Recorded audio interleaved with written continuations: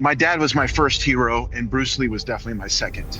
The things that are going to work forever and are going to cross the lines between gi, no gi, and MMA is just going to be very, very strong fundamentals. Mount is the mount in gi, no gi, and MMA. Even coming up, I trained jiu-jitsu in the gi, and when we took the gi off, we were putting on little gloves to do MMA. There was no gi. It's like, what if we're not going to have a gi on, then we're going to fight for real and say, oh, well, my coach just isn't good enough anymore or whatever. And next thing you know, you bounce around a couple of times and you don't have a family. You don't have a real team that cares about you anymore. And so what kind of rule set do you think elicits the kind of jiu-jitsu that you believe in best? At the end of the day, it's going to come down to your...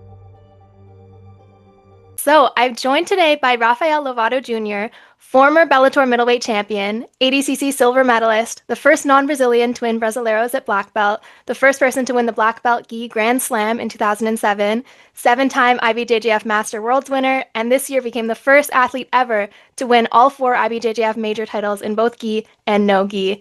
A legendary intro for a legend himself in both MMA and jiu-jitsu. It's a pleasure to have you on the podcast, Rafael. Thank you. Appreciate the great introduction. And you said my name properly too, so that makes it even better. What do you usually get? Do you usually get like the Brazilian pronunciation? Yeah. A lot of people will say Rafael, or they just kind of abuse instead of Rafael, it's like Raphael, or I live in Oklahoma, so sometimes they don't say it right. Oh, but I'm used to it. Yeah, I totally get that. So you've got an upcoming match that I'm super, super excited about on One Championship against Giancarlo Bodoni. How are you feeling about this match? Oh, I'm feeling amazing. It's been a really, really incredible camp. I felt like I've evolved a lot, learned a lot. It's kind of been my focus for a good part of the year. We were originally scheduled to face each other August 1st in Denver. And then some schedule changes and issues were coming up. And we got pushed all the way back to November. But now in Tokyo, which is super fun. It was on my mind way back in the summer. And I've kind of been more or less preparing and studying and thinking about it and, putting the technical stuff together for several months now. So I'm really excited to finally get out there and do this. I just finished a wrestling practice here at one of the local universities. That's why I'm outside getting a little recovery walk. So I've been wrestling a lot and been getting some of my favorite training partners together to join me here. I also went down to Austin and did some training down there. So it's been a great camp, and I couldn't feel more ready, and I'm just excited to get out there and do this. No worries. Yeah, that sounds great. It's great that you're having a good camp. One thing I wanted to ask you actually about your camps is obviously you have years and years of experience of doing camps for both jiu-jitsu and MMA, and obviously all that experience is time to fine-tune exactly what you need for your camps. Mm-hmm. So, with all that in mind, what do your camps look like these days, like where it's like the perfect camp for you because you've tried everything else? I think over the years, like, one thing I like to talk about with my students and whenever I travel to teach and stuff like that is, you want to improve your technique. Obviously we have our goals with our physical and, like our physical ability, our conditioning, and improving in all areas of the game. But the other thing that I think can get neglected is just improving your overall process, your routine, and how you balance everything, and how you can plug new things in and just be more productive with your time. And as I've gotten older, that's kind of something that you get forced to do, whether you like it or not. I have a family. I have 3-year-old twins. I have my business. I have a lot of responsibilities with my association. I have like 40 schools across North America, and projects and just a lot of things that take a lot of time and energy. But I've been able to dial in my routine on an even higher level with how I plug in all of my workouts, all of my training sessions. And then, of course, over time, you get connected with the right people. And I got connected with the right people, a long time ago. So yeah, the relationship has grown with all of my training partners and coaches and friends, and they also have similar mindsets to where they continue to learn and evolve and improve as well. And so I think that's one thing about getting older that is a big benefit. If you stay in the game long enough, you have more knowledge yourself, you're connected with more of the right people, and then you have more means to utilize everyone that you can put in place, and just get the most out of every single day, every single camp, every single mission that I'm always on.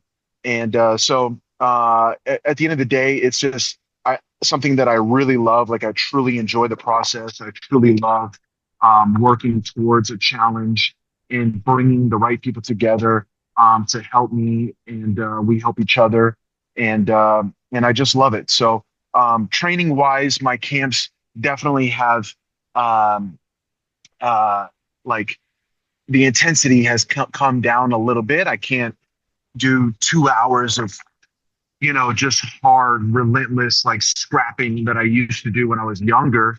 But I'm always in great shape.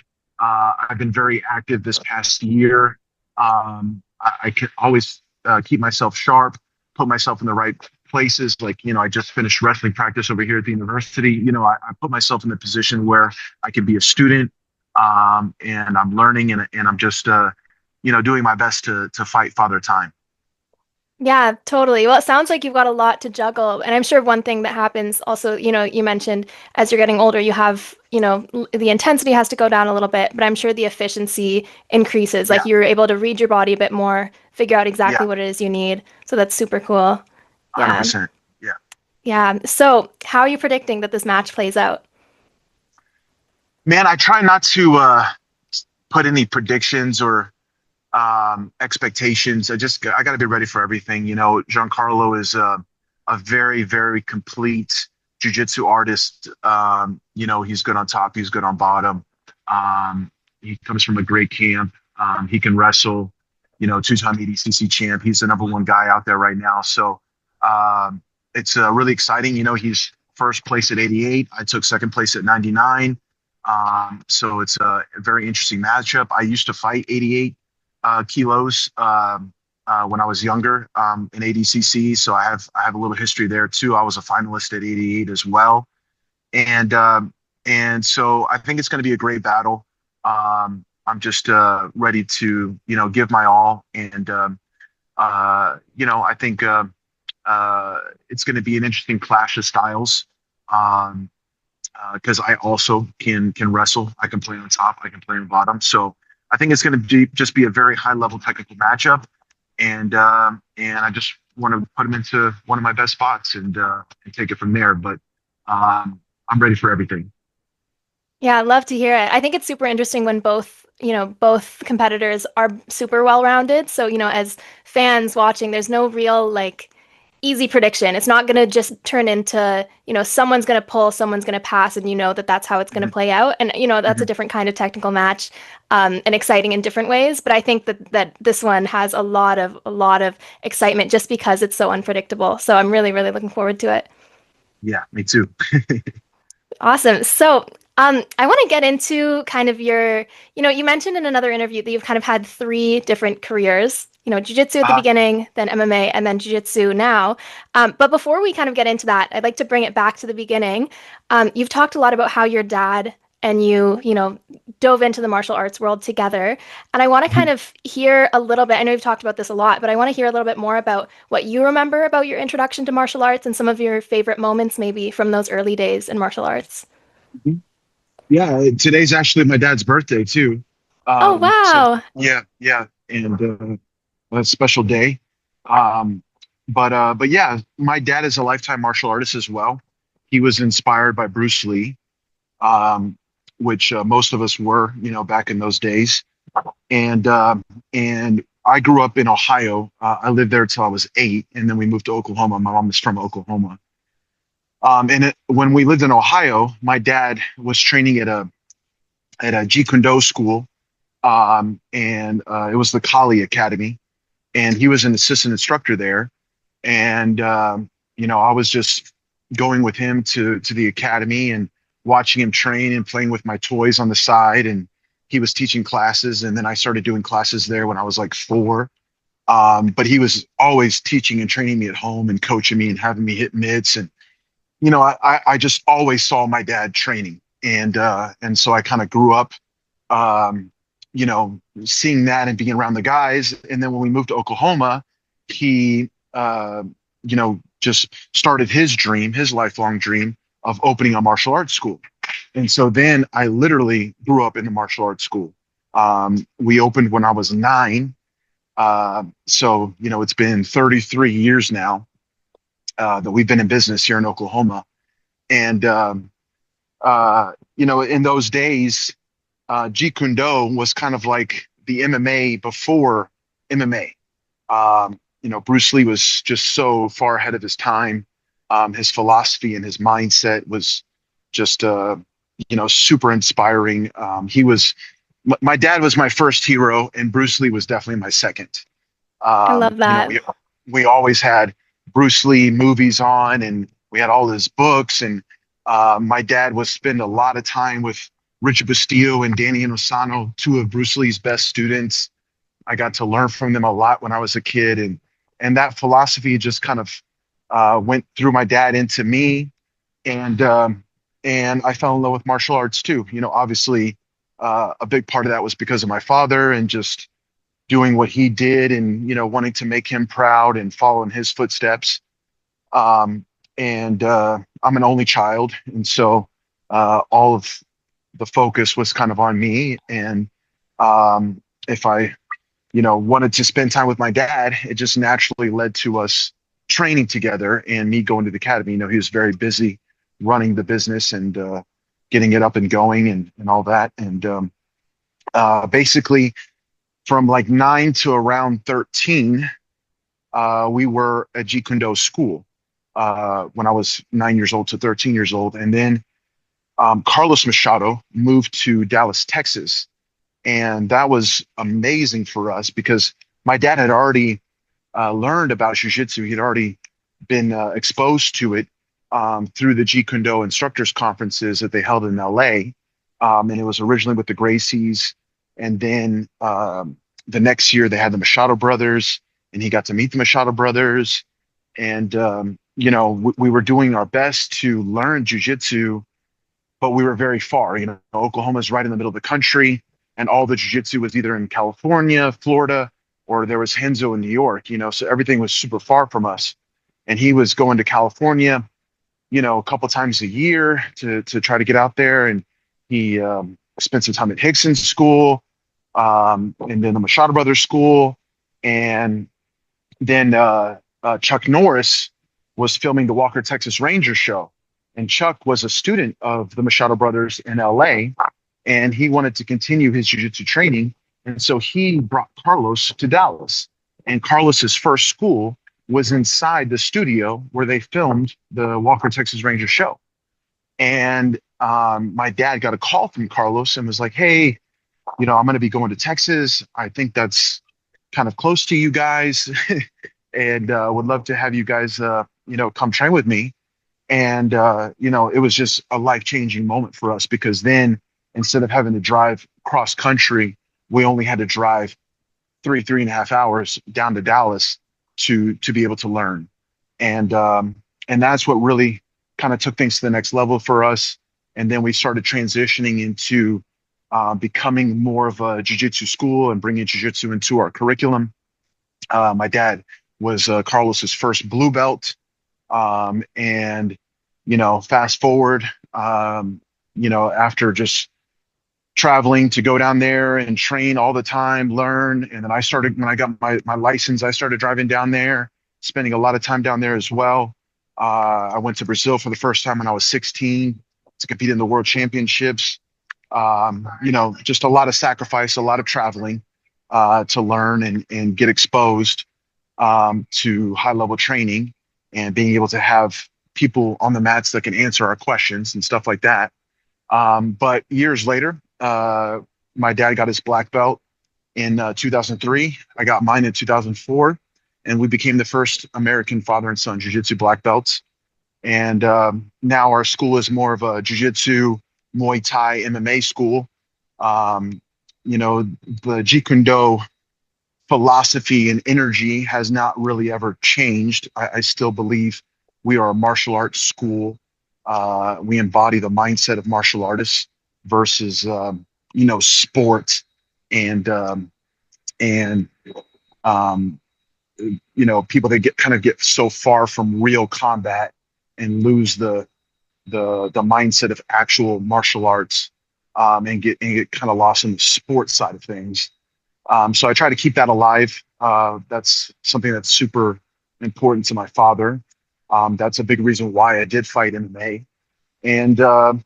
Now, like I said, we've been in business over 30 years, and we've been able to make a lot of history along the way.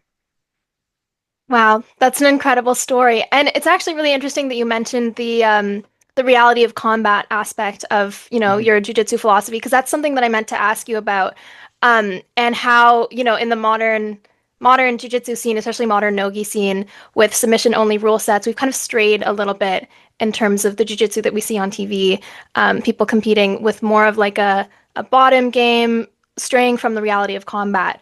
So, Mhm. what I wanted to ask you about that basically is the style of jiu-jitsu that we play seems to be heavily dependent on the rule set that the competition is designed around. And so, what kind of rule set do you think elicits the kind of jiu-jitsu that you believe in best? Oh, it's hard to say because at the end of the day, it's going to come down to your mindset, So, if you are going there to play to win within the rules and score points and blah, blah, blah, blah, or if you're going there to really display dominance and put someone away. I think that's the spirit that we should all try to embody. Obviously, at the highest levels, it's very hard to just completely dominate somebody and finish them easily. But I think that should be the goal. And we want to work hard to develop our game to be able to have the ability to do that in many different ways. I want to be dangerous on top, want to be dangerous on bottom. I want to have, my skills in place to get me into dominant position. Uh, you know, of course, there's a lot of validity in leg locks, and we see leg locks in MMA as well. But if you can't wrestle, if you can't get to a dominant position, I mean, dominant position's dominant position. You are in total control, and you have many submissions to work with versus just sitting back and trying to get someone's leg. So, you know, I love the evolution of the sport. I've definitely done my best to keep up and learn and continue to grow alongside of it. But uh, I try not to lose that spirit of true combat. And um, you know, for me, the the things that are going to work forever and are going to cross the lines between gi, no gi, and MMA is just going to be very, very strong fundamentals. And that's what I try to represent. The timeless jiu-jitsu style. The things that we're going to work across all sports. Mount is the mount in gi, no gi, and MMA. Arm triangles from the mount, RNCs from the back, kimuras from side control. Those kind of things. They're timeless. They're going to work for you forever, and they can cross into all forms of combat. Between gi, no gi, and MMA. And that's something that I feel an extra sense of purpose and passion these days with my experience and the time that I came up in and what I represent, to really try to keep that spirit alive and pass that on to my students and whenever I travel to teach and things like that. That's the sense of purpose and like what my why is. I want to keep that alive as much as I can. I love the sport, and I love to see where it's come and everyone have all these amazing opportunities and all that. Nowadays, you don't really have to do MMA. Like there's plenty of money in jiu-jitsu. And these kids have so many opportunities, and it's amazing. And so fewer are going to MMA. And I'm a big fan of the ones that do, like the Rotolo brothers. Um, I think that it only makes you better, So if you ask me what rule set, I don't think there's a real single rule set that's the best. I think you should strive to have the jiu-jitsu that can make you successful in every rule set. Submission only, gi, no gi, points, and then if you're young and you have a little bit of fire to challenge yourself, I think you should fight. I think you should do MMA. At least do one before it's all said and done with, just to feel that, just to experience it and know how your game translates into that realm. It will only make you better. It only make you a better martial artist, and you will learn so much in that process. I even did my first wrestling tournament earlier this year, and like I think we should always be searching for a new challenge and develop all elements of our game and be as complete as possible. Yeah, yeah, I love that mentality. Also, sorry, my dog came in here and started rummaging It's around okay. my stuff if I looked a bit distracted, but she's gone now. But yeah, I couldn't help but notice your shirt as well, the Timeless Jiu-Jitsu shirt. I love this Yes. mentality that you have. And it's so true what you talk about, the origins of jiu-jitsu and the style of jiu-jitsu that's still relevant today in any rule set is the kind that, prioritizes the positions that the first rule sets were designed to favor. Mount is Mhm. obviously a good position because if punches were involved, you would be Yeah. winning the fight. You know what I mean? Oh, yeah. And so I think the you also mentioned the connection to your jujitsu being easily translated to MMA, and that's something that I want to get into a little bit with you. Mhm. But first off, can you explain to everyone what made you initially decide to make the transition to MMA? Yeah. So, I mean, I think it's just because growing up as a kid, it was always about combat. We learned, my father taught me martial arts as a form of self-defense. And there was no idea that, okay, this can be something that you pursue as a career or as a sport endeavor. It didn't exist. And so, uh, my whole upbringing was always for real combat. Even when we first started learning jujitsu, we didn't even know that there were tournaments in Brazil. It was like, okay, the majority of fights end up on the ground, and we need to learn how to fight on the ground. Even Bruce Lee realized this years ago that the clinch in close quarter combat was super important. And so there were elements of grappling inside of Jeet Kune Do, catch as catch can wrestling, shoot fighting type stuff. So I was doing grappling before I knew about jujitsu. It was very, rough and not that technical. But there were elements of that inside of Jeet Kune Do. And when we first started learning jujitsu, it was just because, okay, this is the best way to win a fight. And even coming up, I trained jujitsu in the gi, and when we took the gi off, we were putting on little gloves to do MMA. There was no gi. It's like, what if we're not going to have a gi on? Then we're going to fight for real. Like I didn't even do my first no gi tournament until I was already a brown belt in jujitsu. But my dad was training MMA fighters back in that time, and I grew up doing everything. I did a lot of boxing and Thai boxing when I was a kid. Obviously, I strayed away from that whenever I got into my 20s and I became a black belt, and I was trying to make my mark on jiu-jitsu. But I knew deep down at some point in my life I had to fight MMA at least once. I had to experience that ultimate challenge as a martial artist, and I just wanted to know how I would do, like how I would respond, what my instincts and reactions would be, and really see my MMA game come together. And what I didn't realize is that when I started, how much I was going to fall in love with it, and it really just put my whole life together into one single activity. Because it's my whole life is martial arts, not just jujitsu.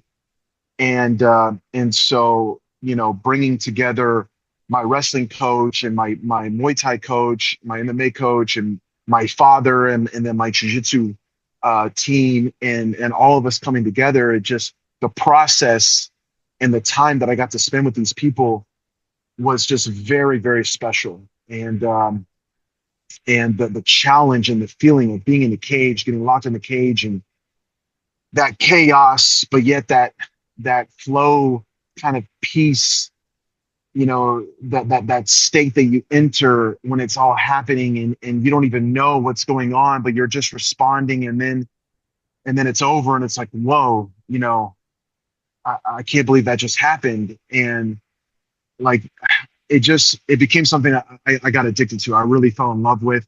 And that's why I said, all right, let me pursue this, and see how far I can take it. And that's what led me into trying to become an MMA world champion as well. I truly fell in love with it. And I also believe deep down, it sounds strange to say, because most everyone knows me from jiu-jitsu, but I actually believe that what I'm best at is MMA. I think I was made for MMA. I grew up doing that. And my length and my style of jiu-jitsu, and the striking abilities that I was developing, I believe I would have been a very tough match for anybody, even today, with my skills and the problems that I present. And so, things happened the way they did, and I have nothing but gratitude and love for what I got to experience, and the whole process. I miss it dearly. But now I'm older, and still getting to compete and like you said earlier, kind of have a second jiu-jitsu career, has been really, really special. And I have no regrets whatsoever. But I love MMA. I really do. Mm. I feel like you can see, like, it comes across your love for MMA, when you watch your fights in Bellator, you can really see, the what you're describing, like the place that your mind goes to, the kind of peace, the calmness, and just your love for the sport. And also I feel like, as you mentioned, that it was kind of felt like your whole life was leading up to it. I feel like you can see the incredible jiu-jitsu background that you have and how you mixed it in. It was, you had some beautiful MMA fights in Bellator. So Thank you. yeah, you're an Thank you. absolute legend in MMA for sure.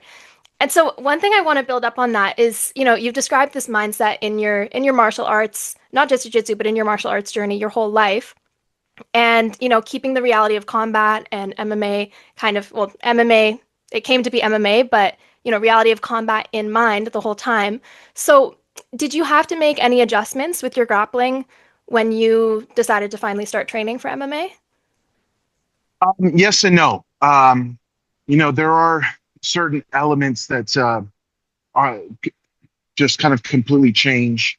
One thing that you'll hear people talk about is, like, in jiu-jitsu, there's pretty much someone always being accepting of bottom position, right?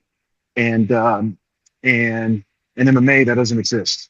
If you're on top, the person on bottom is actively not just trying to, hit you and smack you around a little bit, but then they're maybe throwing up submissions, trying to reverse, and also trying to get up 100% of the time, and then using the cage to help them do so. And so, there were some things that translated very well, because I'm known to have a pressure style. So I enjoy being on top. I enjoy mounting people and pinning them and keeping them flat.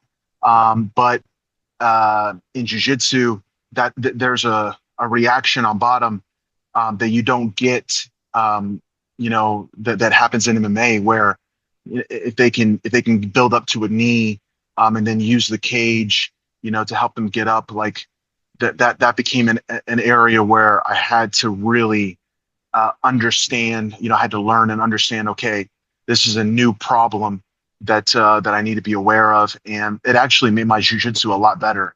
I believe that my pressure increased tremendously through my experience in MMA, really being 100% aware of risk control and head position and keeping them from building up and getting height.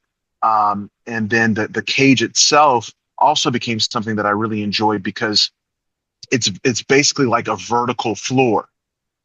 So you can develop pressure and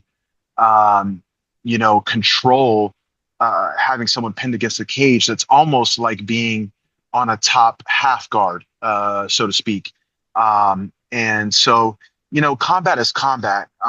We're all talking about the same things as far as positioning and the kind of the space where you want to control somebody, and protecting your head, and framing, and all this kind of stuff.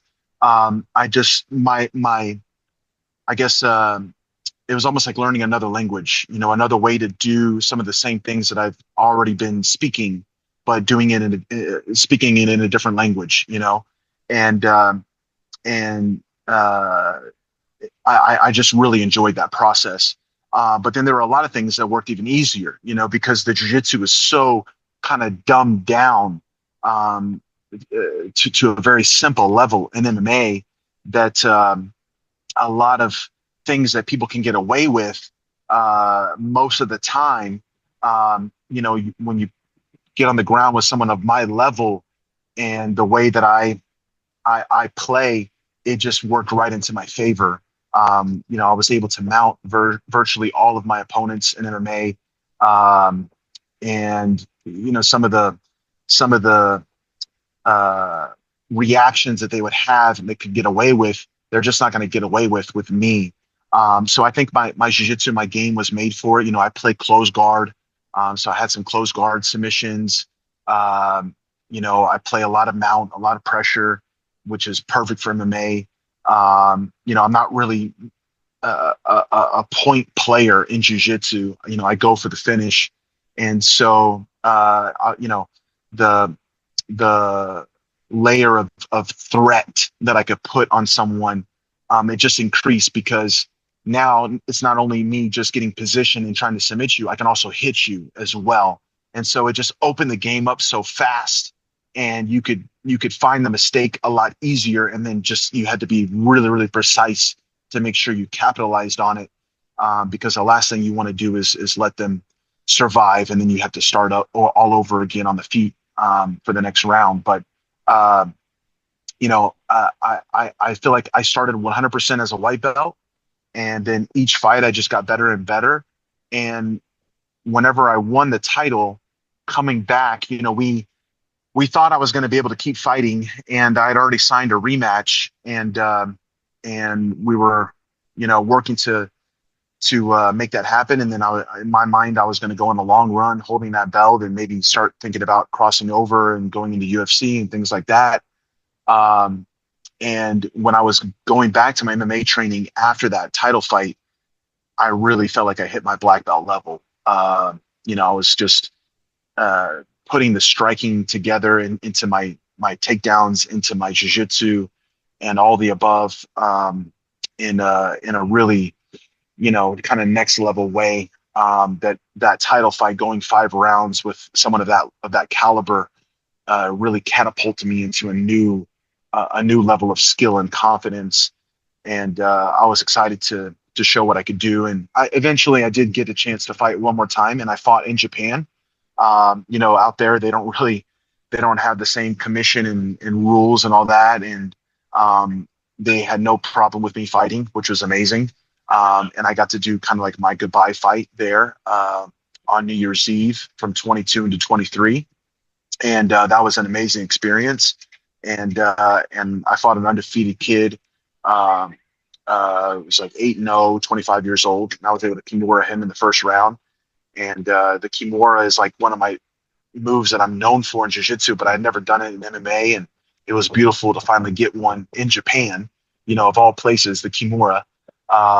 And now I get to go back and do grappling this time. Totally, totally. Well, I'm really glad you got to do that and kind of, close the chapter in such a beautiful way. And now coming back to Tokyo for such an exciting matchup, that's going to be super, super fun. Um, and so another important thing about transitioning from grappling to MMA is obviously the element of striking. And so it sounds like when you were a kid, you did, bits and pieces of every martial art. You did a little bit of striking. But what was it like when you really kind of set your mind on striking for MMA and mixing it up into your grappling? Like, what was that learning process like for you? Brutal. So my MMA team has lineage to shoebox. My Muay Thai instructors, they're brothers, which is just so funny. My jiu-jitsu lineage is Salo and Shanji Hibero, two brothers, legends of jiu-jitsu. And then my Muay Thai and MMA lineage is Andre Dita and Mauricio Veo. They're two brothers as well. And they grew up inside of Shoebox under Rafael Cordero. And they were the main coaches and training partners with Anderson Silva and Vanderlei and Shogun and all those guys back in the day. And so whenever it came time to fight MMA, obviously I knew I'd already met Mauricio, and we became friends, and we were already training together. And he was also kind of pushing me like, yeah, you should fight. You should fight. You're going to do great. It's going to be so much fun. And I was kind of like, yeah, I got to wait for the right time, and I really wanted to give everything to jiu-jitsu first because I didn't want to have any what ifs or regrets. And when I got into my 30s, I kind of started losing the fire a little bit for jiu-jitsu, and I wasn't always super inspired for every event that I was doing. It's kind of the same stuff over and over again, fighting the same guys, and I needed a new fire, and so that was when I set my mind to doing MMA, and I knew that, okay, if I'm going to do this, I got to put myself in the toughest room possible, and I want to feel that kind of anxiety and fear, and I need to get comfortable in the uncomfortable. And so I was going to Curitiba, which is the southern part of Brazil. That's where Shootbox was born, in Curitiba. There's a strong European influence in the south of Brazil, and that's really how Shootbox was born. Was kind of the Dutch style of Muay Thai and kickboxing, going to the south of Brazil, and so it's crazy because Brazil's so known for jiu-jitsu, but in the south of Brazil, it's very much more heavily Muay Thai and MMA, and so my martial arts journey once again brought me back to Brazil. When I was a kid, I was going there for jiu-jitsu, and then now I'm going to this new place and just training Muay Thai and MMA. But I was in this room. It was Evolução Thai, is the name of the team, and Dita was the head coach. Dita, a lot of people aren't familiar with him, but he is a pretty deadly striker. He did very well on the K1 stage. He actually fought Buakaw and dropped Buakaw and nearly beat Buakaw, and he was a huge underdog in that fight. But down there in the south, in Curitiba, the training room was full of guys who were all stand-up specialists. They're the kind of guys that drop you and let you back up so they can try to knock you out again. And so I'm training with all these guys who, they're like 15-0 with 12 knockouts. And Vanderlei was in the room. A lot of guys who went on to the UFC. They have guys in the UFC right now. A lot of them didn't become like top 10 or anything like that, but they were all really, really tough and really hungry and just very, very good in the Muay Thai, in the stand-up part. And so I was going down there to train and spar with them, and that would be like the intense kind of Rocky style portion of my camp where I just disappeared, and and I was 100% immersed and kind of off the grid and getting that feeling that I wanted to feel every single day, and it was super hardcore, like super hardcore, exactly what you would imagine a shootbox room to be like. A lot of sparring and probably a little more heavy sparring than what it should have been. But I didn't mind it because I was immediately fighting guys that had, you know, way more fights than me, two, three, four times the amount of fights that I had right off the bat. And I didn't do any amateur fights. I went straight to pro. And so I wanted to kind of feel like I was fighting on a daily basis so I could catch up on experience. And like I said, just get comfortable in the uncomfortable. And so I would go down there and really just mainly focus on the stand up. And we had our grappling day and we had an MMA day, but most of it was all just like a lot of Muay Thai and a lot of sparring and like heavy sparring, like fighting sparring, with little gloves. Um, and that team was really on fire during this time. A lot of guys they were winning like titles and championships in Brave and different events in Russia, in Japan. They were winning Ryzen titles. They had guys entering the UFC. They had a Bellator champion as well. Rafael Carvalho used to train there. He was a champion before Musashi. Musashi took the belt from him, and then I took the belt from Musashi. And so it was a really stacked room, and there were a lot of big guys. So I had a dozen training partners between 185 and heavyweight that I could scrap with every day. And when I say it was brutal, I mean I'm saying that very lightly. Like it was full on, and so. I got beat up a lot, and it just gave me confidence. When I started to get to the point where, okay, on the Muay Thai days, I could hold my own and even win, win some of the matchups, win some of those rounds, and that was really like, okay, I can do this. Like I'm getting confident, to be able to go square, toe to toe with a stand-up specialist, these guys who are black belts in Muay Thai and been doing Muay Thai literally their whole lives, and are knocking everybody out. I can stand with them and hold my own. And then you throw the takedown in the mix, and it's like, okay, this is a different game. And what I realized is that the threat of the takedown, if you're a grappling specialist, the threat of the takedown is your best weapon.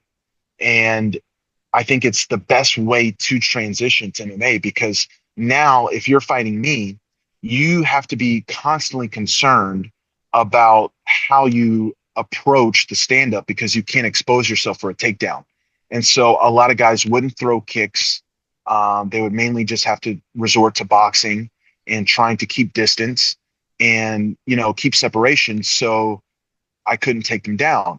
But on the other side of that, I'm very long. And for 185, I had like the perfect frame. I was longer than most of my opponents. And so if they tried to play on the outside, I could use my legs. And I did a lot of high kicks and front kicks to the face and flying knees and stuff like that. And I could throw all those things without worrying about them trying to take me down. If they wanted to try to take me down, great. That's exactly what I wanted. And so it became really beautiful. And their style of Muay Thai is very similar to my style of Jiu-Jitsu. I mean, they go for the kill and they use all the weapons, not just hands, not just legs. They use it all. And they were always training me to set up my strikes to use my strikes to set up the takedown.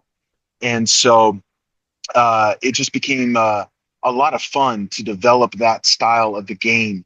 and use my takedown to set up strikes and then go back to the takedown, and just kind of keep people guessing at all times. You could really start to understand how I can make them uncomfortable, even in the realm where they're supposed to beat me, because they were always concerned of the takedown. And it was funny. Like I joke about it a lot. Like on the down there, Monday was the boxing day. Tuesday was the grappling and the wall wrestling and all that. Wednesday was the Muay Thai day, so we'd only do Muay Thai sparring on Wednesday, and guys would, they would go really heavy just to try to, kind of take my head off, because they didn't have to worry about the takedown. But then literally the next day was the MMA day. Thursday was the MMA day, and those same guys that would be throwing crazy kicks and just coming at me trying to take my head off on the MMA day, all of a sudden they're like hardly throwing anything. They're like super concerned and they didn't want to expose themselves for the takedown. And then I could let it rip, and so I really figured out that, like, okay, this doesn't have to be where I'm at a disadvantage. This can actually be my advantage. And I had a lot of fun putting together my striking game. Yeah, wow. I mean, yeah, what you just described there, having the threat of incredible grappling totally changes the game in an MMA fight. So there's something that I want to ask you. Who do you think, who's active in MMA right now, has the best jiu-jitsu for MMA? Uh, well, definitely the Dagestani guys for sure. Islam, Habib's one of my favorite fighters of all time. Chimaev, and you can see it with them, like where a lot of times people say, "Oh, I'm going to keep it on the feet. You're not going to know what to do."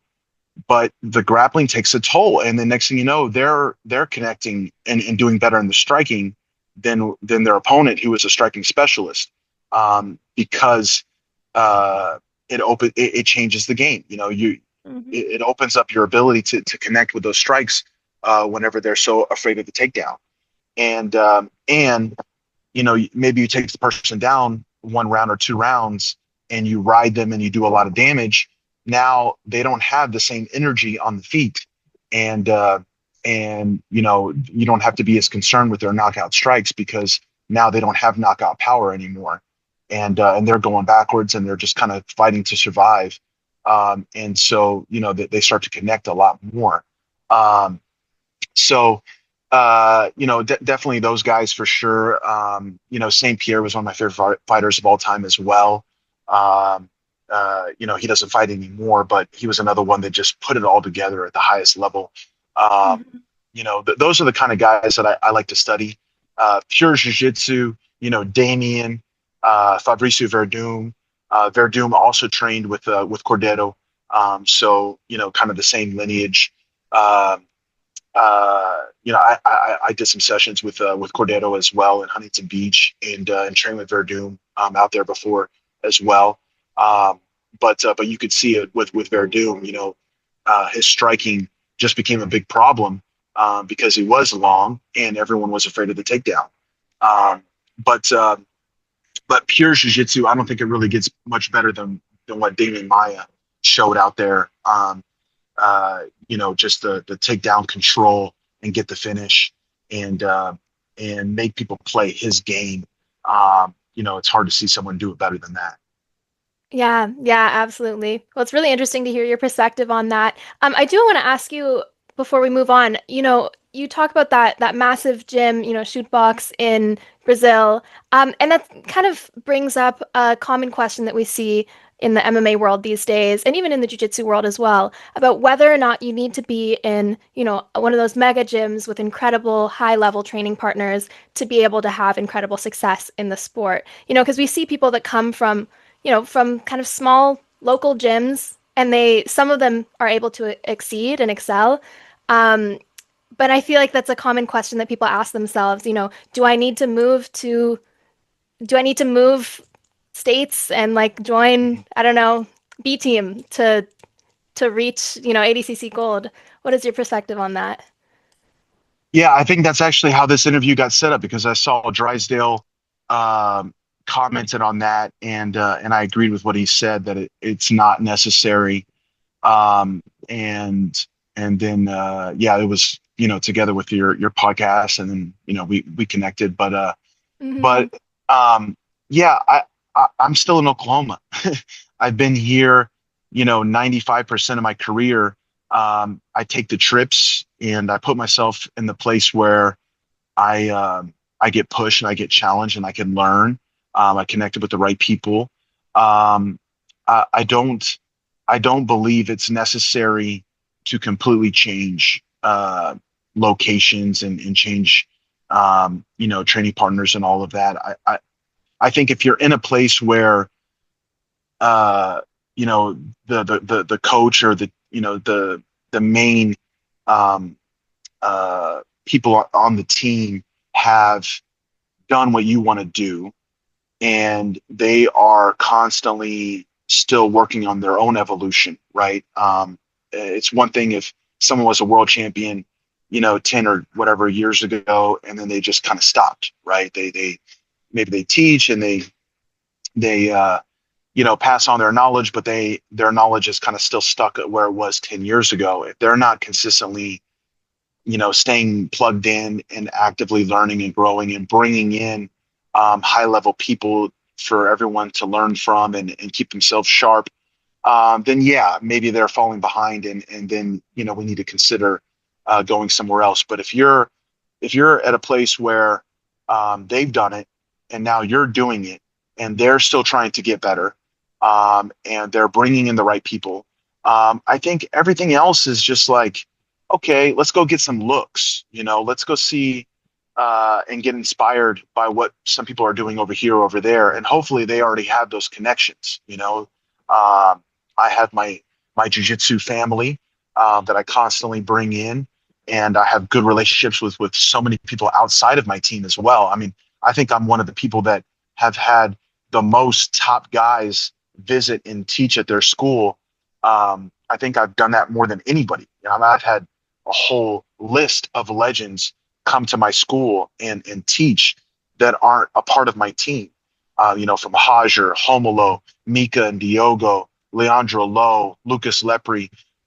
I can go on and on and on. These guys are not on my team, but because of the respect that we've gained from each other through our journeys, I have relationships. And when I say, hey, I'd like to have you come teach at my school, they don't hesitate, and I go out of my way to make that happen. I bring them in and allow my guys to get exposed and learn from them, and I want to learn from them too.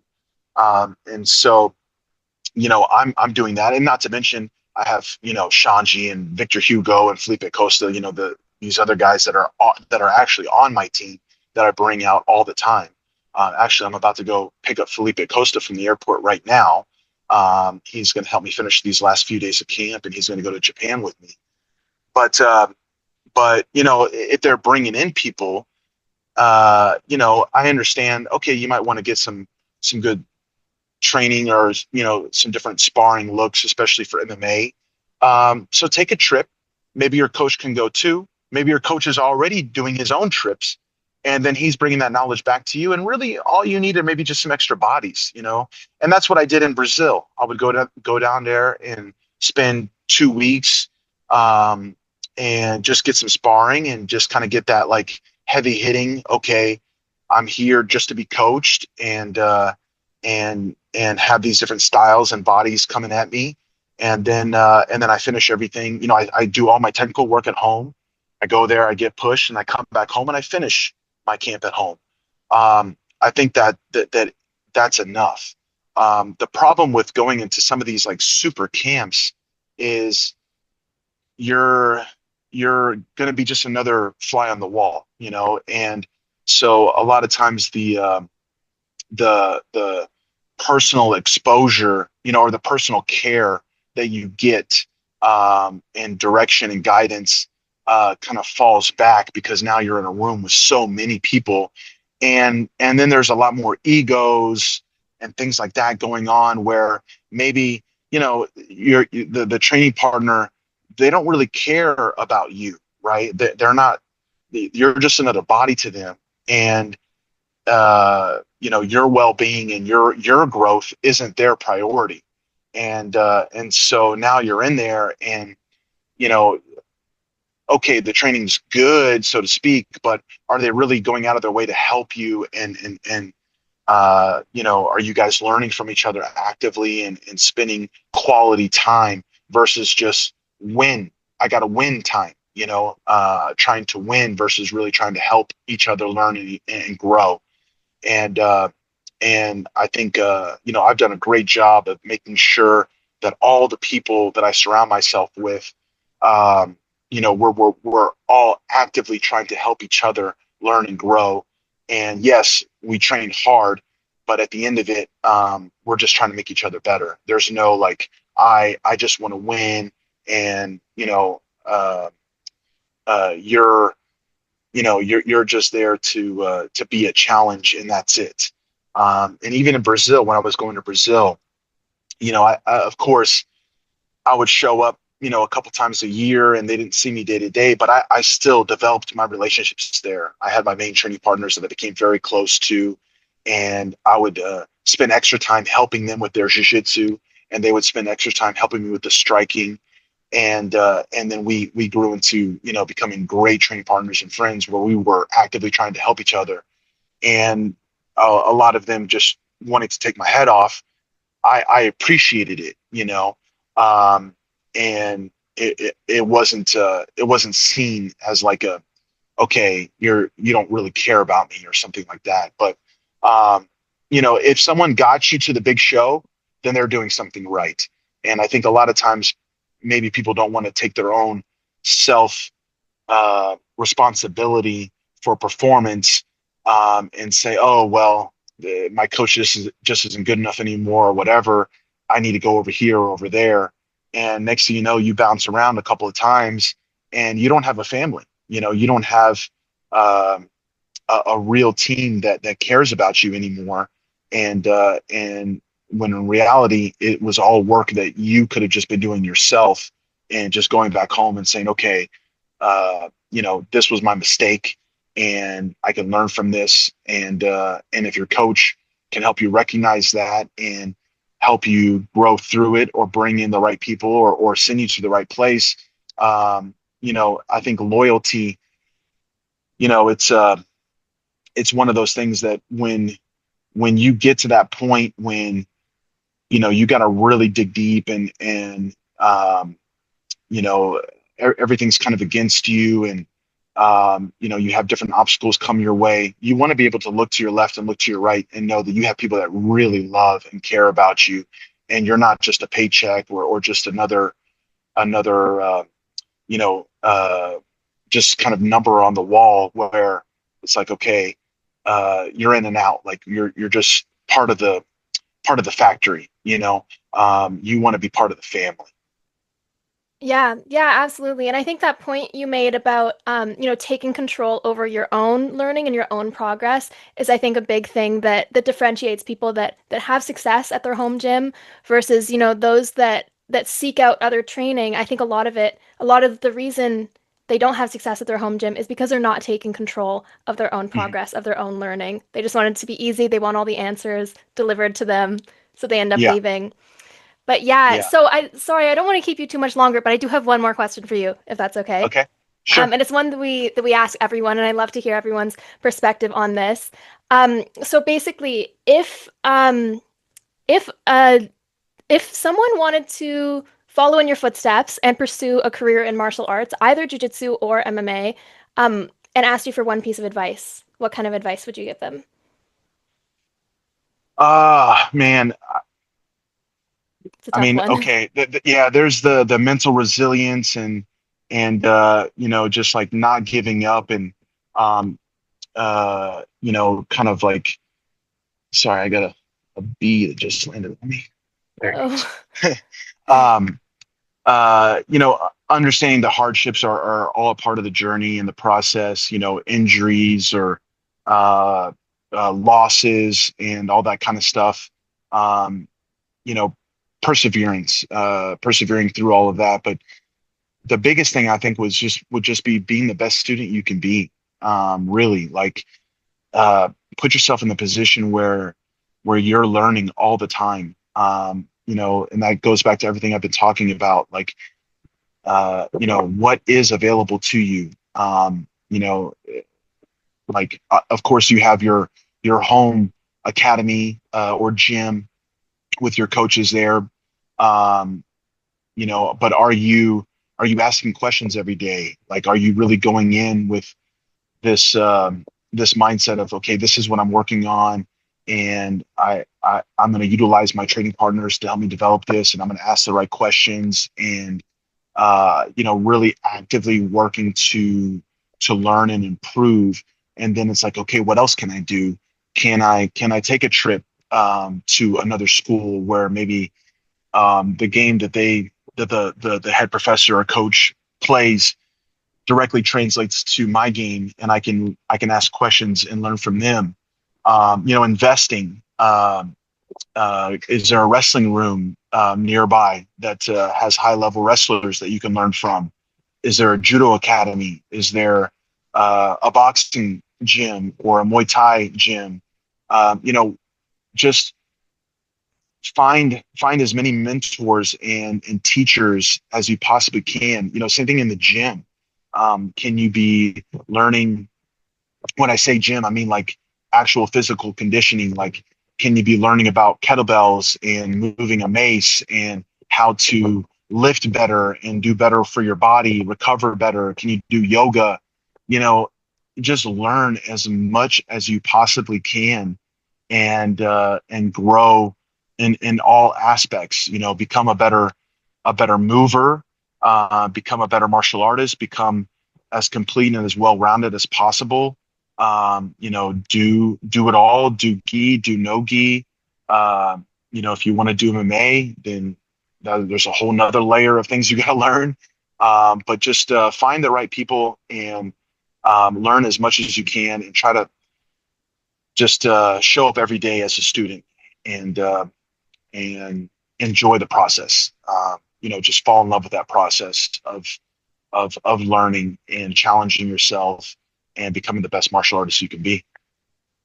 Yeah, that's really great advice. I love the mentality of the forever student, and how it just will carry through your whole life and take you to places in all kinds of disciplines, not just martial arts. So I think that's really, really incredible advice. So I won't hold you too much longer, but I really, really appreciate your time. This was so much fun, picking your brain on all things jiu-jitsu and MMA. And I wish you all the luck for your match against Giancarlo Bodoni. I'm really looking forward to it. Is there anything you want to mention before we finish up, or any sponsors to shout out?